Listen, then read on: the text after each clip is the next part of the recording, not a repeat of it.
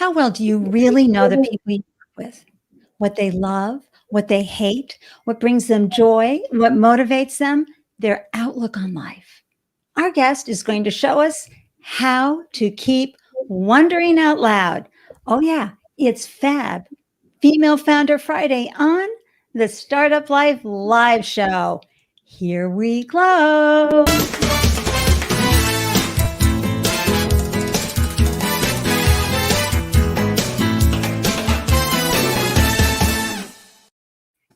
Hello, everyone, and welcome to the Startup Life Live Show. I'm your host, Ande, Lyons, startup coach to first-time founders. And after raising 4 businesses of my own, I now help newly minted business owners sleep through the night by giving them peace of mind. I call it Ande Delicious Advice, and these are core business strategies specific for startup founders, delivered with high enthusiasm, inspiration, and joy, because come on, it's hard being a founder, and let's have some fun while we're doing it. Thank you for carving time out to tune in and up your founder game while cheering on a fellow founder. For those of you watching now or via the replay, please support the show by clicking the like icon on this video, wherever you're watching from, whether it's LinkedIn, Facebook, YouTube, Twitter, Twitch. And for you folks who are watching on YouTube, please subscribe to my channel and click on the bell icon. That really means a lot to me, and it really helps the show reach more founders. So thank you so much. I am so excited to introduce our guest to you. She's amazing. You're going to love hearing her startup stories. Her name is Lauren Fitzpatrick Shanks, and she's the founder of, let me just pull up the graphic here, KeepWOL, as we call it. Keep wondering out loud, KeepWOL, an easy-to-use software providing a verified, measurable, and cost-effective way to foster inclusion within remote or in-person teams, resulting in maximizing cultural intelligence and minimizing turnover. KeepWOL's mission is to help teams better understand one another by creating a fun, authentic environment for human interaction, team building, and bonding. Oh, looks like a really good time can be had by all. Let me tell you a little something about Lauren, because you're going to need this. You're going to need to know this before we get started. She has over 10 years of collective experience in entrepreneurship, product creation, software program management, staffing management, systems engineering, aircraft, structural design, and flight test.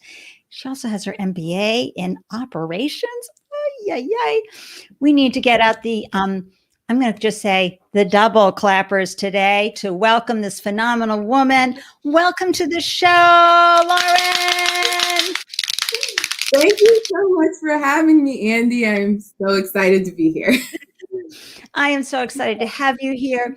You know, you just bring this wonderful, informative platform, but you bring it with such joy. I just love following you everywhere you go, glow, you know, both professionally under the KeepWOL logo, but also your own personal logo. And I love seeing your family photos. I feel like, you know, you are very transparent in how you are with the world, because you're wondering out loud about others and giving them the space to wonder out loud about you. It's so great. I want to remind everybody who's watching and tuning in live that we are live on LinkedIn, YouTube, Facebook, Periscope, and Twitch right now. And yeah, for those folks who have businesses, please take a moment and pop your business name. Let me pull this banner up right here. Post your business name and your website. And I like to see the one-liners so that I really understand what you're doing. We will pull it right up here and amplify and celebrate what you're doing as well. So while we're also learning from Lauren and hearing her startup stories and learning about her wonderful business, KeepWOL, we can take a moment to celebrate you and learn more about you. So I just want to throw that up there. And I'm going to bring up Lauren's wonderful contact information. You see the banner going down at the bottom right there.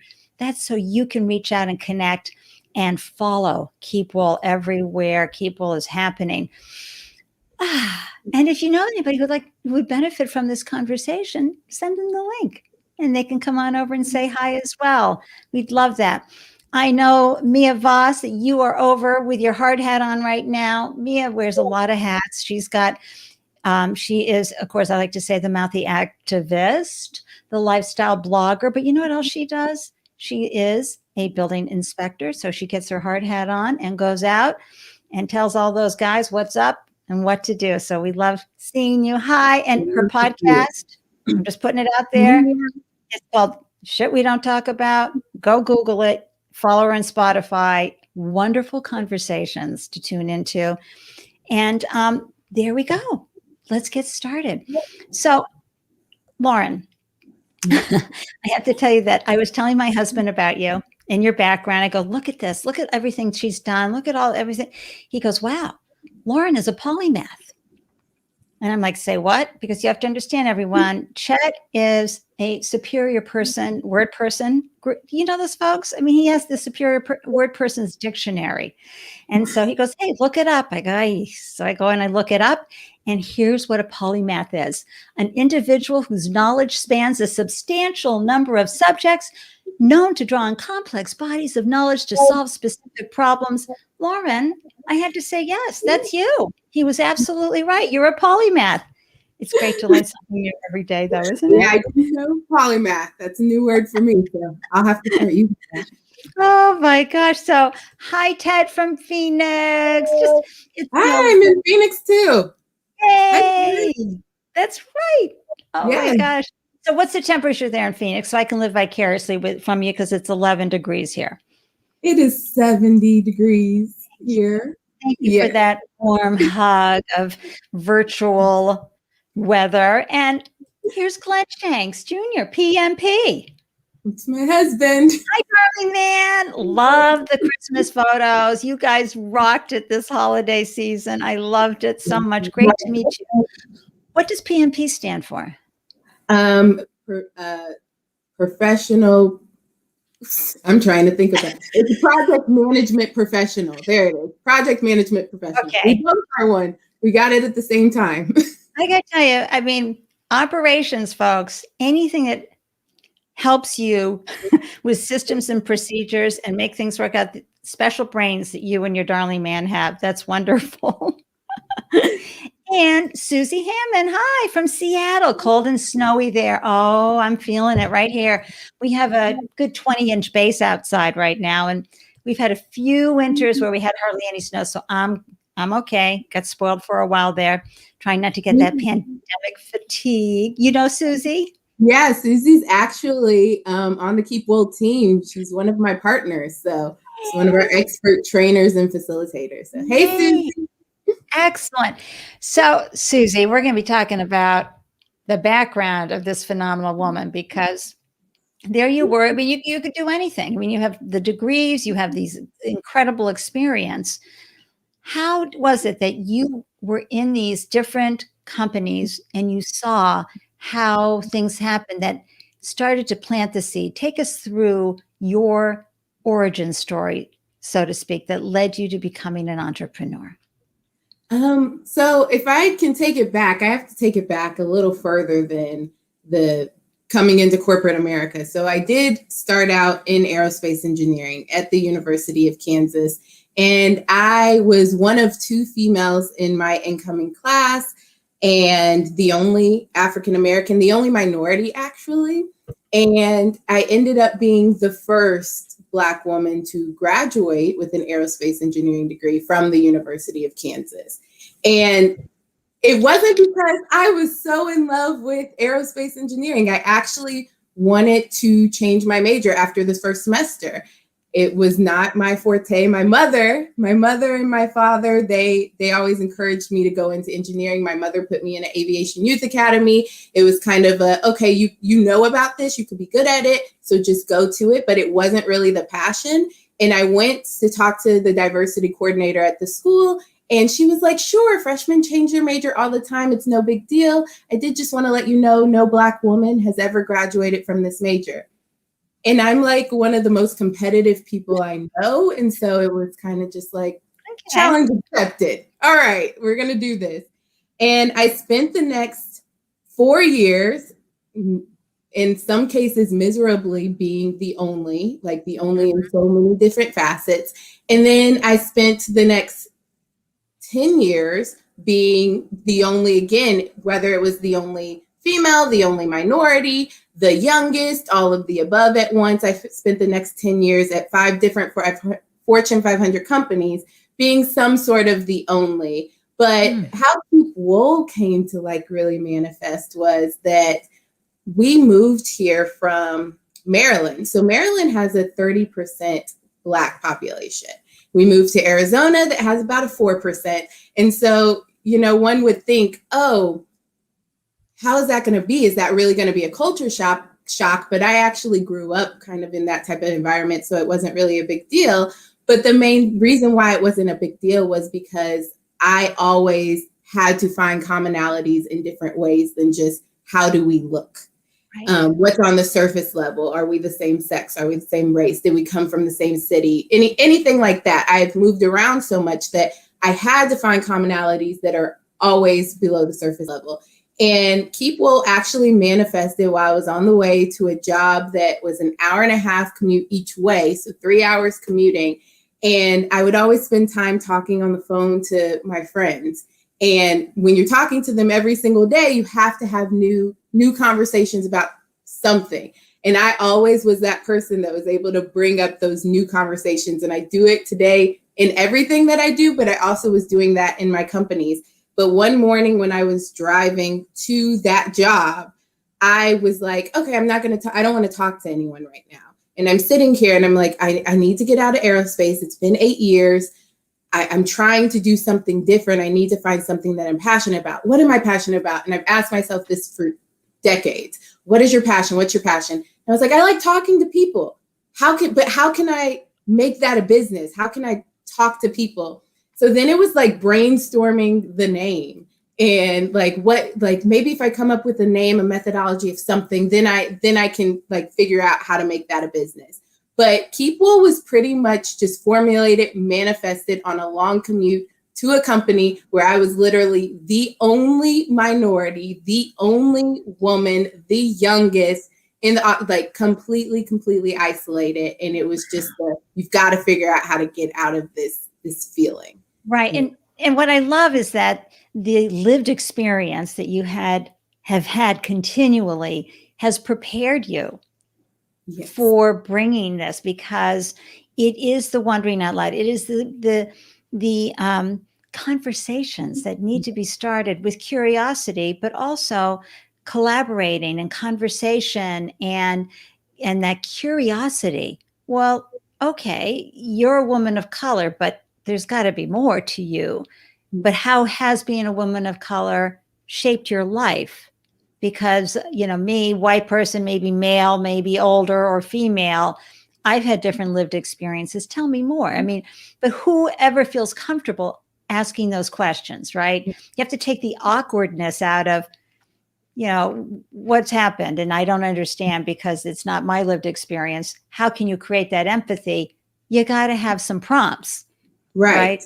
And it's just beyond just those different things of what's on the surface level. It's finding that way to get deeper. Like if I'm talking to someone who is, 40 years older than me, and then also has a whole different lived experience from me, that doesn't mean that we can't have anything in common, but it could be a very awkward situation.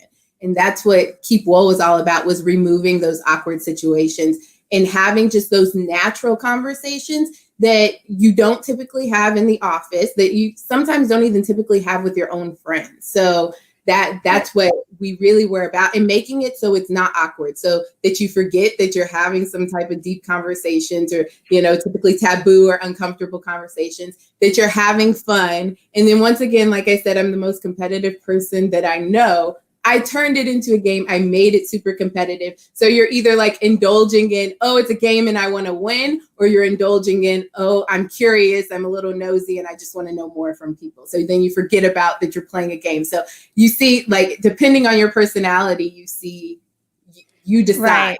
which way you're going to go. So I started the conversation off talking about how Lauren is a polymath. So here she is alone in the car, an hour or so each way. Okay, so of course she's trying to solve a problem.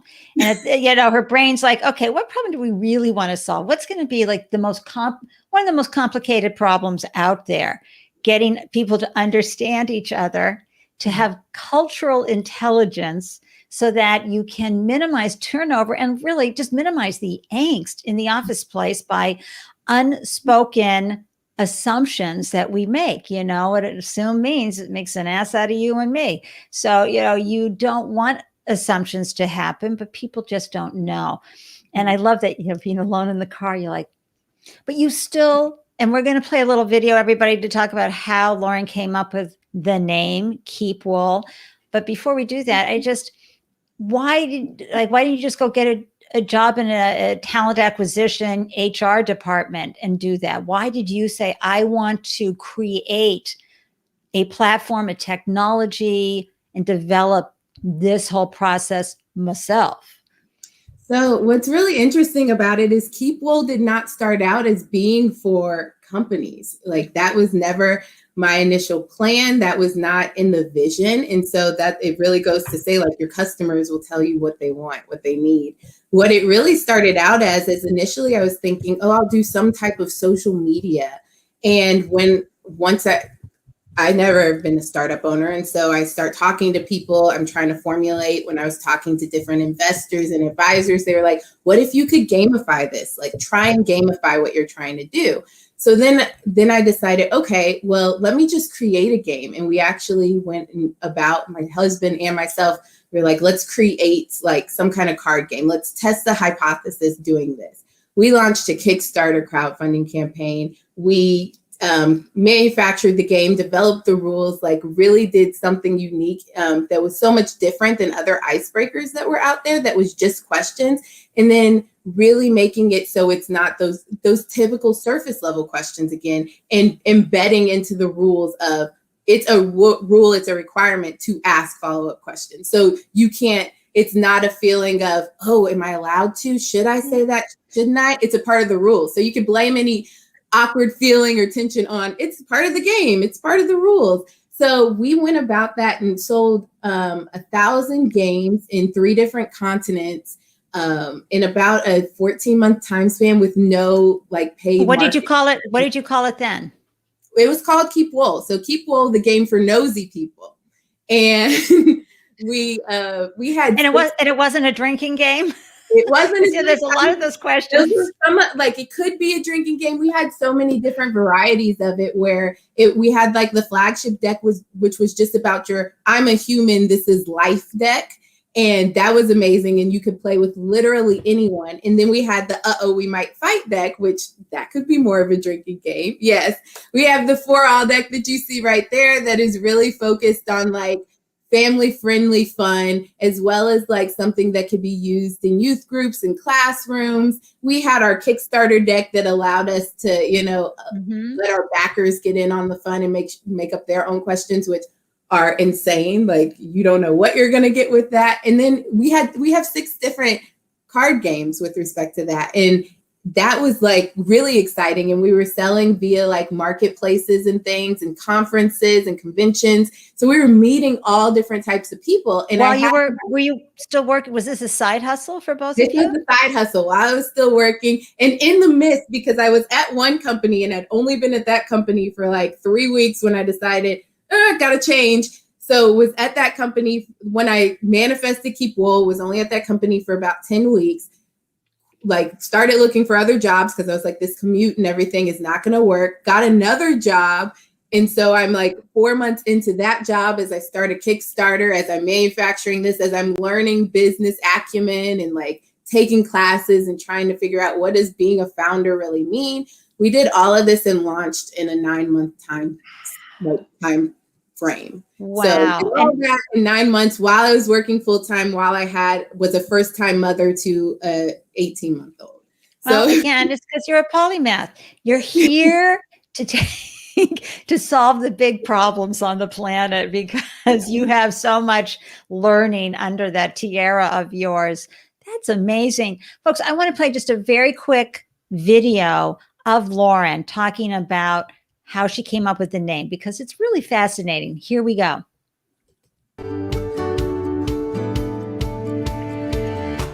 actually a two-part name that's fun and unique. One of the traditional frustrations with all kinds of corporate and culture improvement initiatives is they never stick. But right in our name, it says keep, as in continue, renew, repeat. And it says WOL, which stands for wondering out loud, which is a technique of inquiry. Because you're wondering out loud. You're not accusing, you're not saying you're ignorant, you're just opening it up. So it builds in two extremely fundamental aspects of successful training. Number one, continually observe and repeat.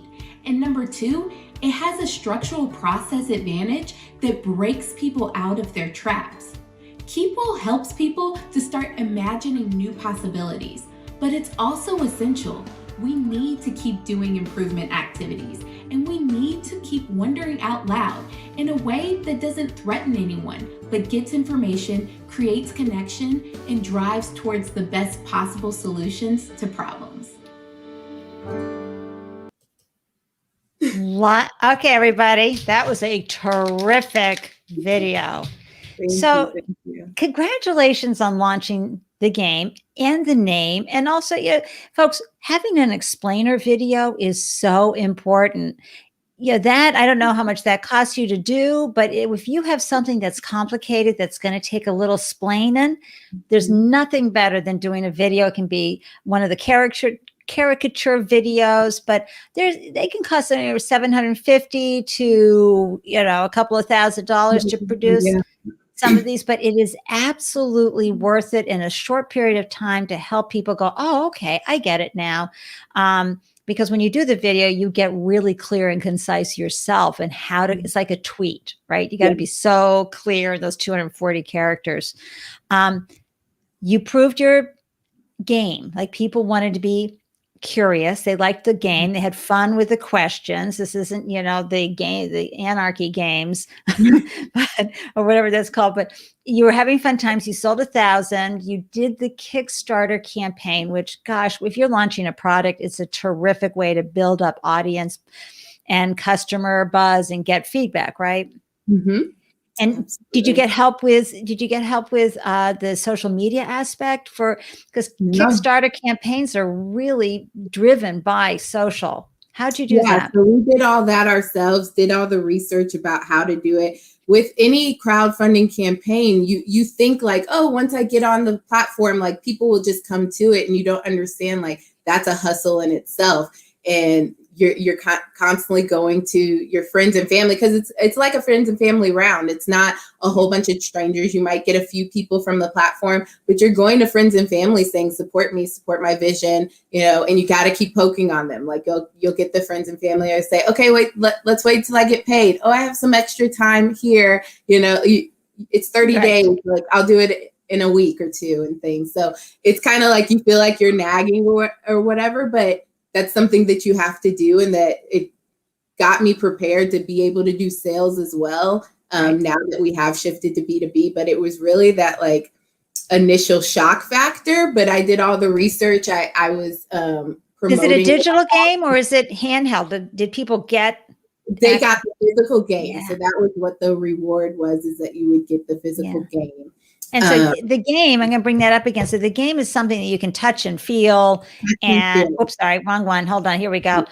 You can touch and feel, play with. So you had to figure out how to get all of that produced, manufactured, and out into people's homes. Yeah. Yep. And we did all of that. And we really were a B2C, so a business to consumer product. We were selling e-commerce, had so many visions and plans for what I was going to do next. And I wanted to get into schools and become like that fundraiser type tool instead of selling your candy, like really selling something that'll help you connect, that will be beneficial to your life.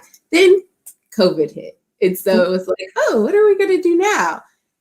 And there was always a plan to make it digital. So I went and I got with a friend. I spoke to a friend, another developer friend, and he was like, I don't do this, but I have another friend that does gaming. And so got with him, we designed it, we created a prototype, and I was testing the prototype. I was testing the prototype with a bunch of different random people, because that was the appeal we wanted to really make, is that you can make strangers know each other better than they might know some of the people closest in their life, like immediately. So we were testing it out. We had about 65, 70 users come and test out the digital prototype, and we were getting feedback. We were able to get live feedback. We were able to get survey feedback. And the most consistent thing we kept hearing was, this is needed in my company. I don't know, or I'm a senior manager. I don't know how to connect with my employees now that we're remote. I don't know how to keep the morale up now that we're remote. I'm so sick of Zoom happy hours. Can you come and do this for us? And so I'm hearing this and I'm thinking, okay, well, this is the direction I was going. I'm business to consumer. I'm an e-commerce product. And I was really thinking, I'm building this community. I'm going to create this mobile app. I'm going to create this is my focus. I kept hearing that. And it wasn't even like, oh, aha, you need to make this shift to B2B. I was kind of forced. Like, people from those events came and said, okay, I want to book this with you. I didn't have any processes set up for it or anything. They came and said, we want to book a KeepWOL session for team building. We want to book it for a retreat. And I got that from UC San Francisco. I got it from UC Berkeley. And then I collaborated with Boeing, speaking to Boeing, doing demos with Boeing. And who I was mentioning with Susie, was the person that I was showcasing this to, demoing it to. And she was like, oh, I'd love to invest. When's your friends and family round open? And I was like, oh, I'm not taking investments right now. She's like, well, let me be a part of the team. Let me volunteer. And she's come onto the team, and we created this methodology and this full-on process that we then were able to test and prove while making money. Like, with a prototype. Come on. Where's my bell? Ding, ding, ding, ding, ding. Yes. And we weren't like trying. And so then it was just a shift of, okay, let's find these verticals. And we found these different verticals. We got contacted by consultants, culture consultants that were like, oh, let me hear more about this. Let me hear more about your tool. And it kind of just created and became a mind of its own that was bigger than Lauren, me. You're a mom now of a 10-month-old and a 4-year-old. Yeah. 4-year-old. So, when you're a first-time parent, you're like basically like one chapter ahead of what comes next, but nothing prepares you for this delicious combination, right? And you're really, just barely keeping up. This is what happens with businesses. And I hear this all the time on the show, or those who watch, you've heard it too. The founder is like, yeah, it was over here, like da da da da. And then someone says, you do this, don't you? And they're like, yeah, we do. It's like the wheels. Absolutely. It's like the business clearly. I mean, I usually talk about proving your value proposition, everyone. And that's because it's the number one reason startups fail is because founders don't take the time to prove their hypothesis that folks want this. And so once they launch and then it's crickets, it's because the market didn't want it. And sometimes the market says, oh, yes, I really want it and I love it. And then you launch it and it can still be crickets. There's a lot. But with KeepWOL, it was from day one. Took you over like, excuse me, Lauren, we need to go over here now. And Lauren, that was fun with that Kickstarter campaign. But now we have to do a beta of the software. And I know that you're pregnant, but look, you gotta, you gotta make this happen. Here, let me introduce you to this wonderful woman up in Seattle. She's going to help you get on the team. And these corporations reaching out. That is delicious. Okay, folks. So when you have launched something that is so ridiculously appealing and the timing is elegant, i.e. COVID, it's a silver lining moment. And the key that I want all of you to take away on this, obviously what I'm having here is an Andy-licious moment, fanning myself, is you need to be prepared to make those pivots. You need to say, okay, well, I've been thinking about doing that. Now is the time, and don't hesitate. Pull it together, make the mistakes, get the people on board, have the conversations to someone who knows somebody who knows somebody, ask for help.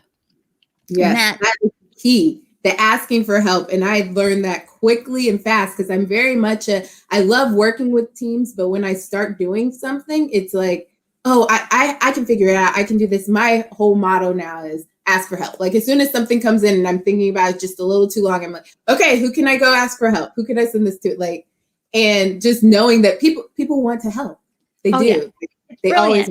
Brilliant. And it's brilliant because it's like, if your kid had a toothache, you wouldn't sit home and go, geez, how do I figure out this toothache? Right. No, you'd call the pediatrician or the dentist and take care of it. It's what you have to do with your business, especially as you continue to grow and get larger. You've got to bring in people who are going to be best for your business at that stage. I just want to take a moment to celebrate a business owner, Lauren. You've probably seen her because she provides the best example of getting a lift and getting amplified on the Startup Life Live show. This is Laura from Boston. She has that phenomenal EVOO that is grown by female farmers, and it's socially responsible. It's helping women farmers in Turkey, and it's a phenomenal olive oil. Go check it out. Laura, so good to see you. Zaze. I meant to bring up my photo. I'll remember next time. But folks, this is a way for Lauren and I or any of my guests to celebrate you, what you're doing. Let folks know about it. You can see she's got the LinkedIn URL. It's here forever on the screen now. Please do that with your business as well. And can I just say something from your darling man? I love it when we were talking about the game. Pairs well with libations. He would know. I love that. And I have a dear friend, Nancy. Hi, Nancy, who watches my shows all the time. She is the ultimate curious person. I'm curious. I mean, she could be at the grocery store and not even know the person, go, and come up with something. So I want to say that I see you, Nancy, and I know this game, we call it nosy people, but seriously, we're just curious. So I love that folks reached out to you, though, about this being important for the office. But had you ever had a tech company before? Never had a tech company, worked for a tech company, never had a tech company, and never worked B2B, like business to business. That's a whole new beast that it's not that, right. There's books out there that you can read and everything, but nothing's like reality, obviously. So lots of learning, lots of maneuvering, lots of figuring things out. Getting coaches. Like I never was that big person of like, I don't understand coaches and stuff. I have 2 coaches now, two people I pay to tell me what I don't know that I don't know. And worth every penny because? Every single penny. That's why. It's worth every single penny because, like I said, you do not know what you don't know. And so as I'm thinking and saying, this is my strategy, this is my process, they're like, whoa, you're not considering A, B, C, D, and X, Y, Z here. And so they are opening my mind. And that's what's happened throughout this entire process in how to secure my brand, like make sure that my brand stays what I want it to be, make sure my vision stays intact. They help me with my messaging, with those videos that you see. That is very, very strategically worded in the messaging and ensuring that my brand across all different platforms, whether I'm doing video, whether it's in print, that it all remains consistent.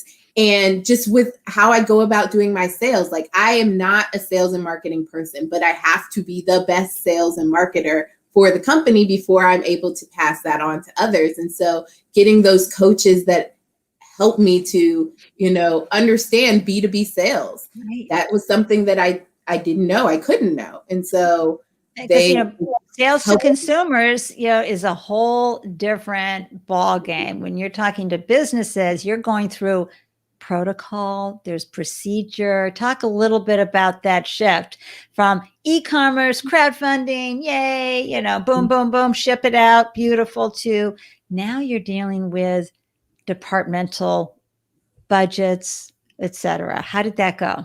Yeah. So with the consumer aspect, it's kind of hard. Like in a way, it's very hard because you're dealing with individuals, and us as individuals, we each have a unique opinion. We want everything to be tailored specifically to our wants and our needs. And that's a lot that's difficult to handle. And you're taking in all this input and you have to decide what input am I going to take. What's really great for B2B is as long as you can sell the value proposition of it and make sure that they understand this is what the real return on investment is going to be, that's an easier sale. But there's then so many hoops and people that you have to jump through for that. So you might start with an end user, like a person who's going to be a user at the company that will then go to their manager or something and say, hey, we should really bring this in, then their manager has to decide, does that make sense for the whole team? And then they might have to go get approval from their upper level manager to get funding approval for it. And so from going from the user to say, okay, this would be great for the outcome that you will get, to the manager to saying, okay, this would be great for the team's outcome, to then the senior level manager or director saying, okay, this would be good for a company outcome, like a return on the bottom line. And there's just so many levels to that, where while with the business to consumer, I'm just trying to sell that one person. And after that one person, like the conversation's over for that transaction. Right. It can be a spontaneous emotional buy for one person. Yeah. But come on, give me a fist bump, whatever, some hands up, some snaps for folks, who understand that cycle. So you start the conversation on this date, and you hope that within 90 days. Right. Within months. Yes. 90 days that you're closing the deal. Right. And then there's payment terms, right? Let's spend a little time here on that, because again, with B2B, are you a net 10, 14, 30, you get into their system and they may be like, oh, we don't do payables for 30, 60, 90 days. Yes. Sorry, we are a small business. We got to work out different terms, and you've got to fight for those terms. Yes, Lauren? Absolutely have to. And for some of them, you can't, like if I'm dealing with a Boeing, I'm dealing with their terms. And so it's really like ensuring that you have that runway to enable waiting for 60, 90 days. And that's why you female founders and any minority founders get certified. Women founders, I help you with your WeBank application. That's the gold standard for women owned businesses getting certified. But this will get you in the door of supplier diversity programs, which will end up speeding the process up for you and also getting better terms. They'll know that you need to be paid sooner. And if you have a product that has margins, they're going to give you better margins. So just going to put that out for a quick plug. And so did you find these companies at trade shows? How was that work? No. Every company that we had worked with, with the prototype, all was referrals. Every single one. There was no paid marketing. There was referrals. There was repeat customers, and then there was them referring other customers to us. So it's all been very, very organic in a type of more viral way. And now we are just doing our marketing, actual outreach, actual lead generation. So because we put the processes in place and everything. Before it was kind of we don't have the infrastructure set up to intake all of this. So it was very one-off, just people who were saying, we really want this. But what was really great about it was, at first it was okay, wait, maybe we'll do events. Then we start getting, is there going to be a subscription for this? How can I get access? And so then it was you're just in time learning.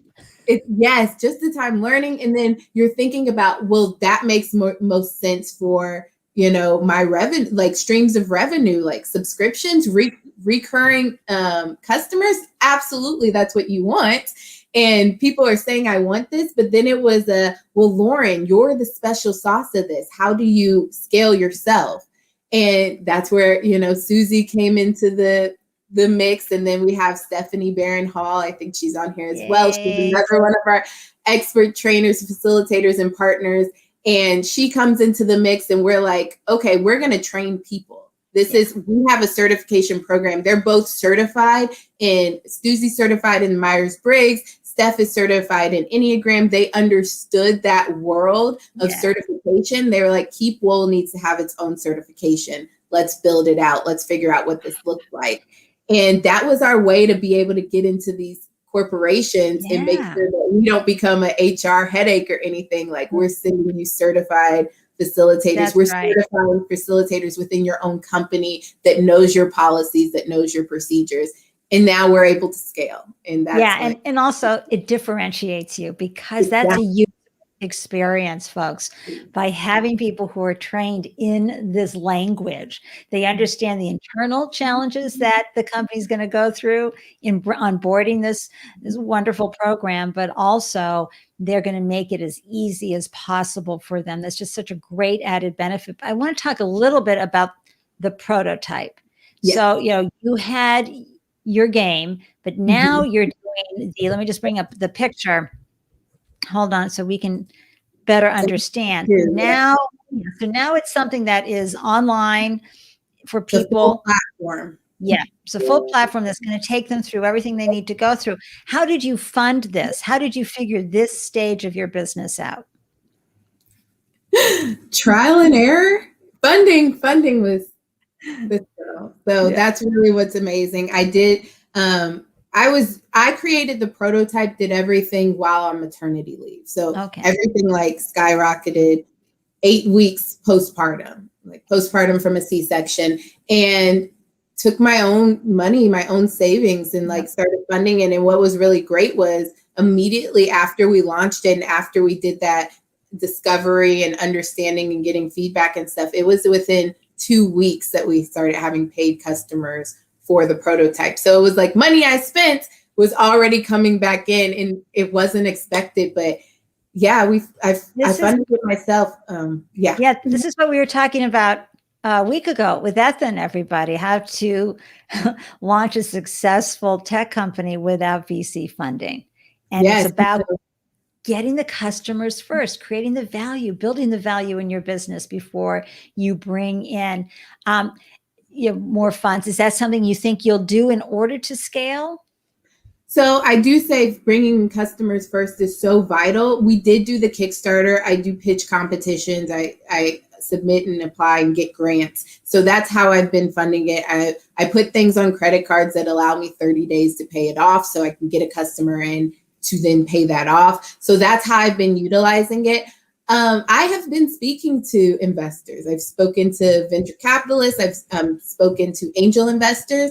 And and then I have advisors that are also investors. And what one of my core advisors has told me was, do not go and get that money unless you absolutely need it. Do not give away part of your business unless you absolutely need it. And once you're ready to ridiculously scale and you have to bring all these team members in, that's when you do it. But now you've got so much revenue generated and your margins are so good that you really get to determine, what do those terms look like? How much of your company are you really willing to give away?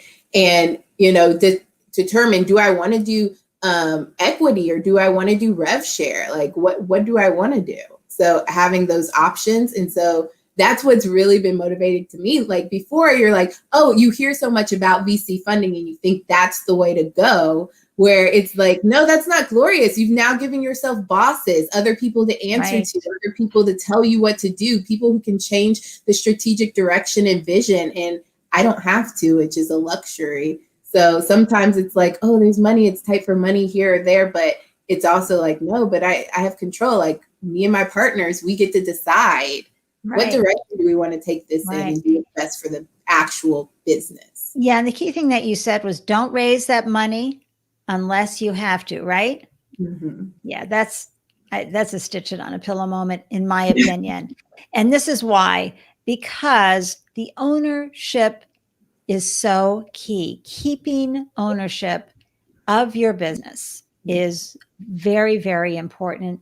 And that's a serious stitch that on a pillow. Usually I'd like to do a little something inspirational, but you know what? It's just, there is that mythology. And we talked about that with Ethan out there, that you have to raise money. And you brought up a really good other format, which is revenue share. And there are investors out there that will invest in your money. And this is really great for their fund as well.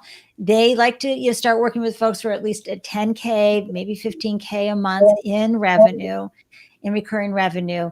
And then they give you enough and you pay them back at a certain percentage over a 3-year period. You work out the terms, right? You give no equity away. No equity. That's a beautiful, beautiful thing. I want to just say hi to a few people in the comment threads. Yeah, of course. I love this. Eric, did somebody say coaches? Yes. I watched me. Yes, media prepared, right? Yes. So Eric good. pitches and coming off like off the top of the head. Eric is on that. Amazing. Oh my gosh. I want to say hi to Christine Salvo down in Southern California. How are you? Mwah, mwah. So good to see you, goddess. And Eric also had another wonderful point, which is set your terms up front and be clear, or be aware of their immovable remittance terms in advance. You still must be vigilant no matter what. So important, maybe the most important. Thank you for adding that advice to Lauren's advice, Eric, because when you're B2B, watch out. In Eric's business, a lot is B2B. And yeah, Ted, the fast return on cash flow. It's great. And hi, Jeremy. Yay! And Jeremy, I thought that was a good one for the Stitch That on a Pillow, to remind founders, don't raise unless you absolutely have to. Build value in your business, make the sacrifices. I know a couple who downsized. They had a couple of kids, downsized, moved in with their in-laws, sold the home so that they could take a breath and have that extra cash flow to build their business. Just remarkable. So now, I know you've got that, that dream moment where they're coming to you and it's wonderful, but you still are going to need to market. You're going to need to do customer acquisition. Do you know what customer acquisition costs are for KeepWOL? So for the cost for KeepWOL, I actually have onboarded an amazing, amazing marketing team. Like, they are blowing my mind with what they can do. And so, and where are they located? They are located in Boston. Yes. So they're absolutely amazing. That was one of my greatest fears. Like when we had the card game and we were looking to like grow and expand that and bring on a marketing team, I brought on a marketing team that just did not get the vision, did not understand the buyer personas we were looking for, did not understand just really what our goals were and what the product was truly about. And that was the business to consumer, just card game. And I spent a lot of money. And as I was saying, this is a bootstrapped business. I spent a lot, like multiple tens of thousands of dollars. That's one of those expensive mistakes. Learning moments. It's all good, everybody. Yes, it was an expensive learning moment, but it gave me a little bit of PTSD. And when I was like going through talking to my marketing, like talking to different marketing companies, that like I was really anxious about that. And I've landed with a company that just. How did you figure that out, Lauren? So I played KeepWOL with them. We actually, and that's the main thing. I needed to make sure you understood and we could vibe. And then what results did you get out of this? What did we learn from each other? What are the goals? And we were able to be that transparent, that vulnerable, and not just like you might get with a company that may ask you, well, what were the things that you liked about the other company you worked with? And what were the things you didn't like? And you'll give very surface level answers. But when you come in and you're playing KeepWOL and you're having these conversations, there's no question about this in KeepWOL. But somehow we got to this conversation while playing the game that enabled me to really be very transparent, very vulnerable in what had happened. Yeah. And then with them being able to ensure that, okay, well, this is how we're going to make sure this doesn't happen. This is how we're going to make sure this doesn't happen. And then making sure I found a company that pairs well with what my business is, that they are focused on B2B, that they have in their portfolio of clients and of people that they work with, customers that I would want to work with, that they can tap into, that they're going to be evangelists and salespeople for me. So they're my marketing team, but they're out there selling this. They've played it. They're able to say from experience. There's a brother and sister on the team, and they literally were saying, I learned new things about my sister that I have known for my entire life. So what does that say about this when you're going to come into an organization, what you'll learn? Yeah. So that was the biggest thing. I scout and I take referrals. So if someone refers me to someone for like both of my partners, my teammates, which I call partners, they both were referrals to me. And then we got together and we just gelled, we meshed, we clicked. It was an understanding that I don't just get it, I get it, and I believe in it. And that's everyone who's on my team, that's where we're at right now. They get it. I don't just get it. I get it. And believe in it. Like, I want other people to be a part of this. And so, and founders, what I want you to take away from what Lauren just said, okay, marketing is an investment. It is not an expense. She invested initially in a marketing group that didn't work out. Okay. Happens to all of us in some category of our business. It is some of the best, quote, failures, learning moments, mistakes that we make because we go, okay, I'm a little PTSD over that, but I learned that I need to take more time and I need to look at their portfolio. I need to ask tough questions. And in Lauren's case, she needed to play the game with them because she's a nosy, a curious person. I'm a nosy person too. Yeah. But you know, that is so important because even though they're a 1099 folks, you know, it's an important, and instead of having them in-house, because that's a bigger decision to bring somebody on board on the team. And something like this, you don't necessarily, you know, oh my gosh, your other teammates whose name's Susie and Steph and Susie, you know, that's different. They're really representing the company in a different way because it's part of the training, it's part of the customer experience, user experience. But marketing, you can outsource, which will make it easier for you to manage and build your business, but you absolutely have to. And if any of you were wondering about what I was talking about with customer acquisition costs, this is a terrific how-to video by yours truly on how to calculate the LTV CAC ratio. And that's the long-term value customer acquisition ratio. This tells you your marketing ROI, return on investment. You need to know this number as a business owner. And so often, Lauren, first-time founders are like, I just want to build the business. What? But you're going to hear these numbers thrown out. It can be your marketing people who provide it for you. You can certainly outsource this, but go see how these numbers are calculated. You have to dive into them too, because that was the one thing with the old marketing company we were looking at those numbers and it just didn't make sense. And they were not changing the strategy based on the numbers. Right. And that's what's huge. Like, you have to calculate this. You have to understand the metrics in order to decide which direction you're going to go in. And there's a lot of testing with that and trial and error testing. And I think if you're going to see a red flag, it's them saying, oh, we just need a few more months. We just need a few more months when the numbers are like not getting better. Right. Right. I understand this will take some months to, grow. But if if we continually see a decrease in trend, that means something needs to change. So, yeah. So if any of you founders are out there and are B2B founders and you're watching right now, put a question into the comments. Pick this beautiful brain that's right here with us now. Eric, you're absolutely right. This is a common story with selecting a marketing company. Been there. Oh my gosh, we all have. And it's, again, part of that founder journey. So tell us a little bit about where you see yourself going, because really a year ago, this is not where you thought you would be. No. A lot has happened in 12 months for you, including birthing a second baby. Hello. And you know your name. That's amazing. But you're a polymath.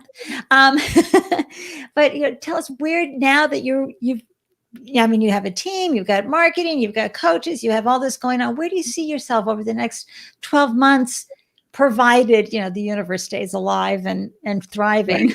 That's fingers crossed on that. We don't know what's coming up in the next chapter of this world.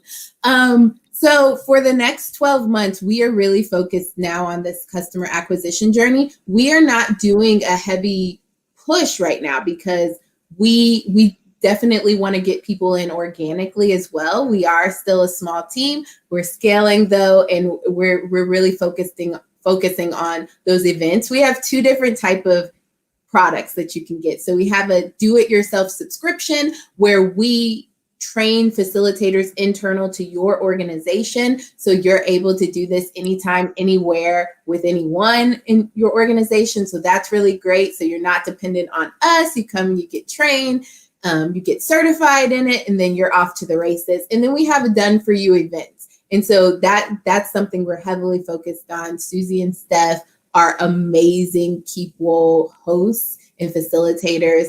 And then myself, I do some of the hosting and facilitating as well. And so we're really excited just to do as many sessions as possible there. And we're growing our team. So we'll be having 2 recs coming open very soon for a sales lead as well as a customer support person. Nice. Also Susie and I are talking, we're looking for ops manager as well.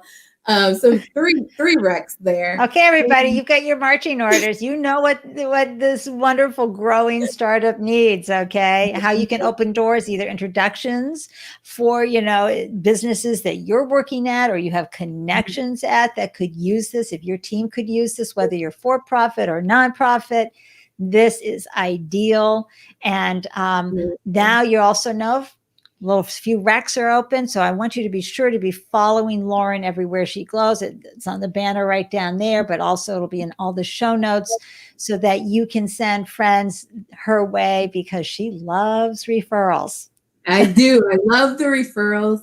And we're also looking for partnerships. So we're talking to some consulting firms as well as some professional facilitation organizations. So we're all about the partnerships. Like that's a new distribution method. So, we have lots of different distribution channels. So our partnerships that we're connecting with, we really are that easily, quickly, no integration, deployable, actionable tool that goes hand in hand with a lot of the strategies that these culture consulting firms and leadership consulting firms are creating for these companies. And obviously those strategies are going to take years to implement, but we provide something that could be a part of that strategy that they can immediately be off to the races with and start seeing change. It's timely, folks. I mean, we've needed this, of course, for decades and centuries, but part of the way you dissolve systemic racism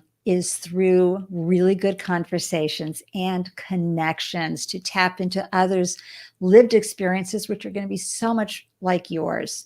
And that's where the empathy happens, and that's where the connection can happen, and the compassion can happen, and the collaboration. So your team will be more effective and more celebratory of differences. And more loyal. So when stress comes, they remain robust. They can get through those situations and power through because they have that social connectedness, that bonding. I've got your back. Exactly. Yeah. And folks, if you're an owner, loyalty is everything for employees in millennial, in Z generation. It is that connective, emotional connection of loyalty. Pardon me? We need it. There's nothing else that is keeping us at companies unless we feel seen, we feel heard, we feel valued, we feel like we can be ourselves. Like that's what we need.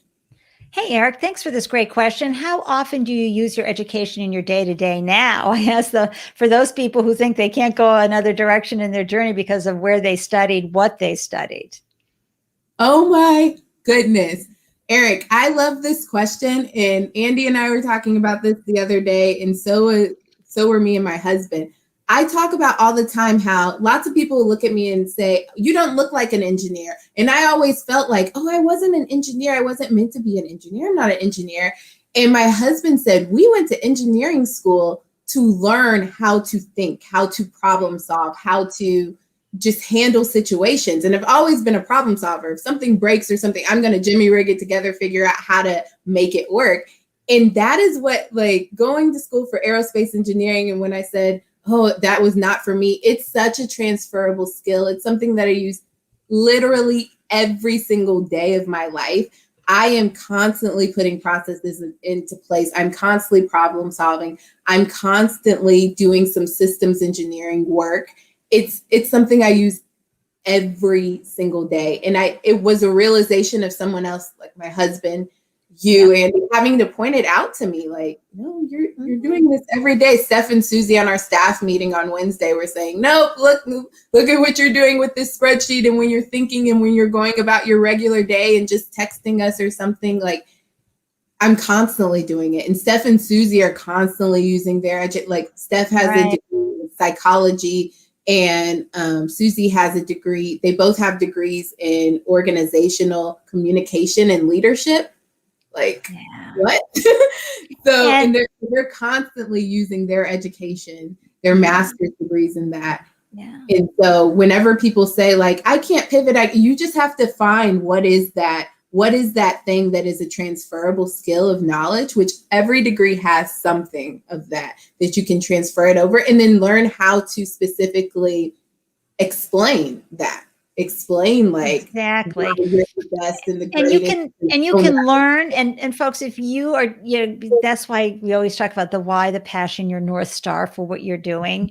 I had no founder product market fit ever for my 4 businesses. They all came, as you know, as stray cats to the door. I had to learn. I had to take my problem solving skills. Most founders are naturally problem solvers. Okay. They like to solve a problem. And when you're passionate about it, you become even more of a problem solver. So Eric, that's such a great question. Don't get locked into a path that you chose for a while. It has a season. You have a new season. It's never too late to dream a new dream and be a new person. And you don't need the degree anymore. You can take some classes, you can hire some people, watch a few YouTube videos, read some books, whatever it takes to up your game. Tune into the Startup Life live show, join Founder Gym, which we all love. And I like to always, do a quick little promo piece for this incredible organization, foundergym.com. Go check them out if you want to up your game as a founder. But, you can have that opportunity. Eric, thank you so much for that question. Yes, Lauren, entrepreneurship, I always say, is the best personal development program out there. You've been an employee for a very long time, 10 years of collective experience. How has this journey served you both professionally and personally? It allowed me, so I am competitive. I always have to have some kind of goal I'm reaching, something I'm trying to get to. And it allowed me to find that passion. So I'm not just chasing an aimless goal of a title or a certain amount of paycheck or anything like that, a certain salary. It allowed me to say, no, I'm chasing this vision of what I want to really see be the change that would have helped me if this was a part of these organizations that I already had. It also is teaching me patience. It's teaching me grace. I think the thing that I am not the best at is self-care. And so getting people like in my inner circle and speaking to other founders and learning their self-care routines, that's been huge for me.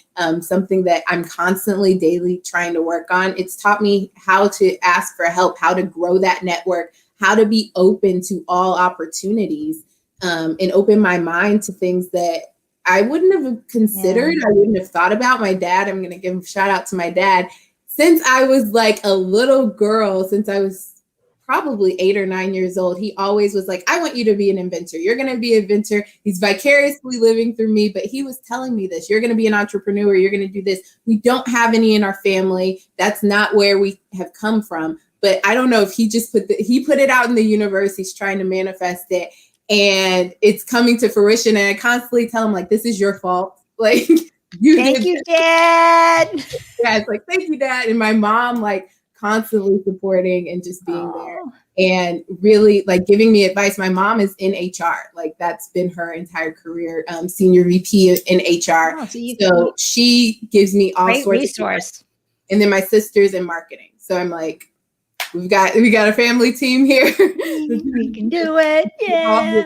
To us, yes. Oh, I love that. I love that. Any last minute advice before we wrap everything up for founders, first-time founders who are out there trying to carve their pathway? If you have a passion, find a way to figure out how that passion can make you money. And then if you figure that out, you're going to be happy with the work that you're doing. And you're going to want to put in all the long hours. You're going to want to do everything possible to make that successful, because it's not going to it'll feel like work some days.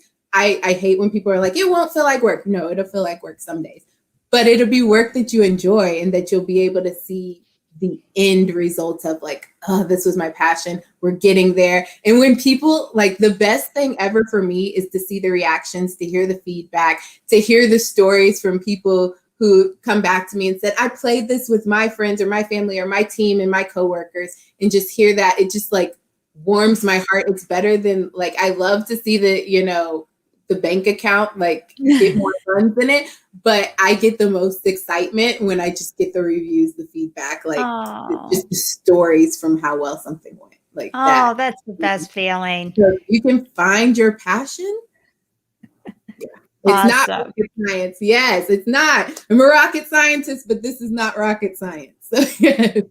Essentially Mars. Hey, great to see you coming in from Periscope. Great advice. Find a passion. Not a hobby, everybody. Hobbies are good. They're important. You don't need to make money for the hobby. You want to do something that you will get you through those tough days, something you feel really on purpose about.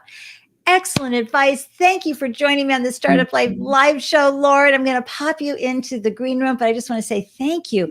You shared so much great advice today, especially around that B2B component. I mean, that was just so many nuggets that I know were delicious for many folks watching. Yeah. I'd love if you're watching, please go like and follow our page on LinkedIn. It's KeepWOL. Keep Wondering Out Loud on LinkedIn. And then while you're there, go ahead and click the visit the website button. And if you are interested in having a do-it-yourself subscription or a done-for-you event, go ahead and schedule a demo and consultation with us. We'd be happy to speak with you. We love it. We absolutely love it. And then you can follow us on any of the social media platforms at Play KeepWOL that you see right there. Right here on the screen. Follow me personally on Instagram at Lauren, and it's Rochelle. That's my mother's name, but Lauren Rochelle, RIOCHELLE. So that's on Instagram as well as Twitter. And all of that information will be in the show notes, everybody. Nice. Okay. Did y'all see how she did that beautiful plug at the end there? That's how you do it. That's how you do it. It's perfect. Thank you, Jeremy. One last thing there. All right, I'm going to pop Lauren into the green room and just say my goodbyes to everyone. So grateful. Thank you, Lauren. Thank you. And everyone, I am so thrilled that you tuned in and that you joined us, that you upped your founder game and you celebrated this phenomenal founder. You learned a lot. I know you did. She is just amazing. And yes, she's a polymath, but she figured out some really important things. And I know some of the takeaways are going to be the ask for help. Don't spend time trying to figure it out all yourself. There are people out there who will help level up your ability by bringing their wisdom in as coaches, and then, of course, team members as well. For those of you who are still here watching the replay, my gosh, thank you. Give me a yes in the comment section that you are focused on your business and that you're going to remember that you've got this, okay? Because Lauren just showed us how staying focused really, really helps in staying strong. If you're watching on YouTube, thank you for supporting the show with your by subscribing to this channel and clicking that bell icon. It means the world to me. I want to share with you who we've got coming up next. We've got a great lineup. The next 10 days, we have Terry Pappy on the 16th. We have Lily on the 19th. We have Alyssa. I mean, we're talking Pinterest, everybody, okay?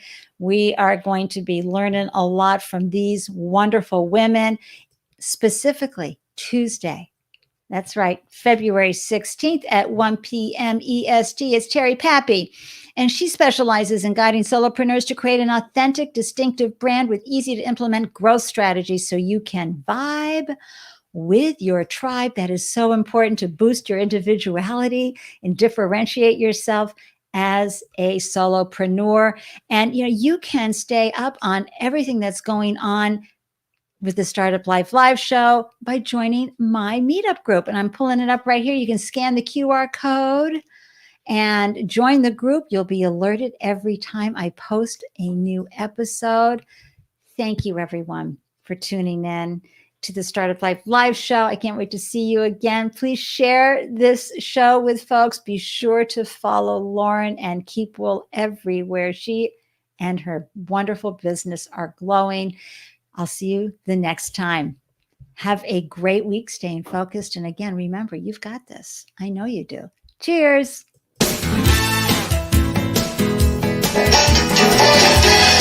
Bye.